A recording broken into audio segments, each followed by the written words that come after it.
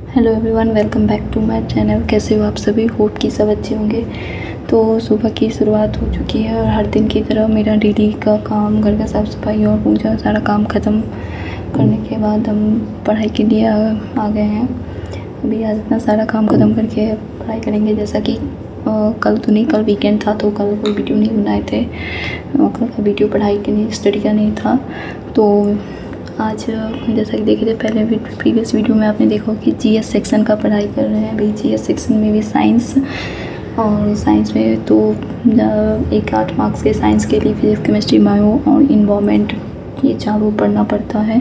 जब ये चारों कंप्लीट करते हैं तो ही हमारा साइंस का पोर्शन कंप्लीट हो पाता है।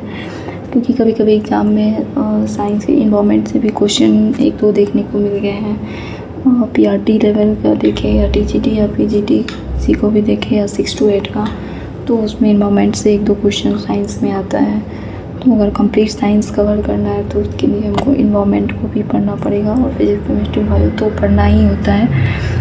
उसके बाद ये साइंस के लिए तो हम ये आकृति मैम का क्लास करते हैं, जो अच्छे से काफ़ी एनसीईआरटी बेस्ड क्वेश्चन कराती है। एनसीईआरटी एग्जाम्पलर के क्वेश्चन हो या एनसीईआरटी के बीच का जो क्वेश्चन रहता है वो जो भी वो एनसीईआरटी बेस्ड इनका क्वेश्चन रहता है। काफ़ी अच्छे से एनसीईआरटी के क्वेश्चन को कराती है। एक क्वेश्चन से शायद 4-5 क्वेश्चन इनका बन जाता है और कॉन्सेप्ट क्लियर हो जाता है उस क्वेश्चन से, उस टॉपिक से। वो इनका जो भी मैराथन क्लास है साइंस के लिए, चाहे वो एईडीओ का हो या 72 बीपीएससी का हो या 71st बीपीएससी का हो, जो भी क्वेश्चन ये कराती है काफ़ी अच्छे से कराती है। क्योंकि इनका क्वेश्चन एनसीईआरटी बेस्ड रहता है। तो जैसे कि इनका क्वेश्चन एनसीईआरटी बेस्ड है और एग्ज़ाम में NCERT 70 to 80% NCERT based question और 20% एससीईआरटी का आता है। यहाँ आप क्वेश्चन पढ़ाई करने के बाद तो आप कुकिंग टाइम गया है, थोड़ा खाना बना लेंगे, उसके बाद ही वापस से रिवीजन करेंगे जो पढ़े हैं उसका। तो यहाँ हम खाना बना रहे हैं क्योंकि सबका अपना डेली रूटीन अलग अलग होता है, सबका अपना टाइम मैनेजमेंट होता है। किसी दूसरे को देख के अपना टाइम मैनेजमेंट नहीं बना सकते क्योंकि हमें हमारा घर का काम भी करना होता है। तो यहाँ किसी का टाइम मैनेजमेंट 14 घंटे पढ़ाई करने का होता है, किसी का 12 घंटे पढ़ाई करने का होता है। कोई लाइब्रेरी जा रहे हैं तो हम उसके अकॉर्डिंग नहीं चल सकते। हमें अपना टाइम मैनेजमेंट हमें अपने घर के कामों को देखते हुए करना है। तो हमारा टाइम मैनेजमेंट ताकि अच्छा हो, ताकि कम समय हम अपने सिलेबस को कवर कर सके। और सिलेबस को कवर करने के साथ ही सिलेबस तो कवर हो ही जाता है, वो तो कंप्लीट हो ही जाता है, लेकिन रिवीजन के पास हमारे पास ज़्यादा टाइम नहीं हुआ क्योंकि एग्ज़ाम को शायद 4 मंथ बचे हैं। और वैसे तो नोटिफिकेशन अभी तक नहीं आया है, वो अप्रैल लास्ट तक का बोला गया था लेकिन अब तक नहीं आया है। लेकिन जैसा कि सबको पता है एग्ज़ाम का डेट फिक्स है, तो उसके ही अकॉर्डिंग हमें अपनी तैयारी करनी है। तो एक बार रिवीजन से तो नहीं होगा, रिवीजन तो मल्टीपल टाइम का है। इसीलिए सारे कामों को जल्दी करके हम जितना जल्दी अपना सिलेबस कंप्लीट कर लें और उसके बाद रिवीजन के लिए टाइम निकालें, क्योंकि रिवीजन मस्ट है। किसी भी एग्ज़ाम के लिए आपका रिवीजन करना बहुत ज़रूरी है, वो भी एक बार नहीं। एक बार रिवीजन करने से आपको कुछ भी नहीं होने वाला है।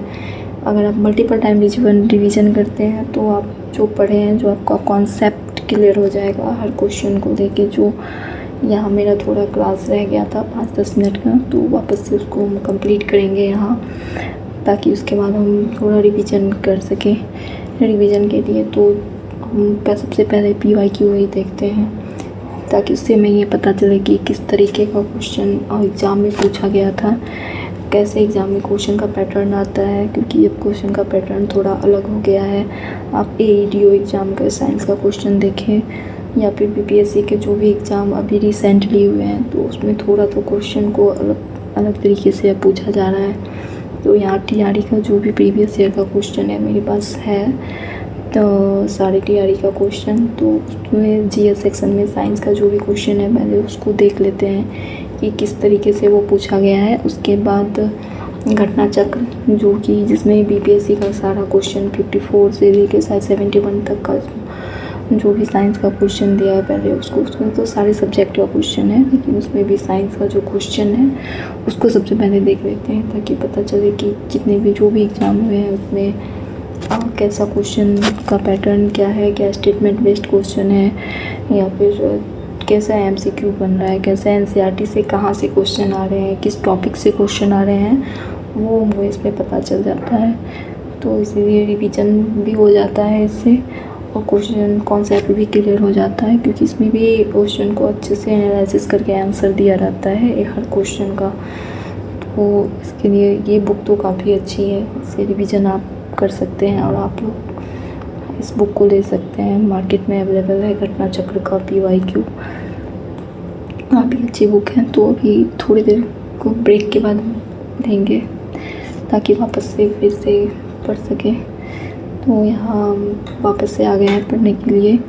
थोड़ा सा लूसेंट का ऑब्जेक्टिव बुक देखेंगे, क्योंकि इसमें अदर कॉम्पिटिटिव एग्ज़ाम्स का सारा क्वेश्चन दिया हुआ है, जैसे SSC, MTS, रेलवे और NTPC वगैरह जितना भी अदर कॉम्पिटिटिव एग्ज़ाम है उसका सारा क्वेश्चन प्रीवियस ईयर का दिया हुआ है। तो 10 to 15 ईयर्स पुराना क्वेश्चन इसमें है। तो इसमें पढ़ेंगे। जब आप पढ़ाई करनी हो तो कंटिन्यू पढ़ाई नहीं कर सकते हैं, कभी कभी बीच में भी रुकना पड़ता है। जैसे यहाँ पे ये मेरा बेबी आ गया है जो पढ़ाई में थोड़ा डिस्टर्ब कर रहा है।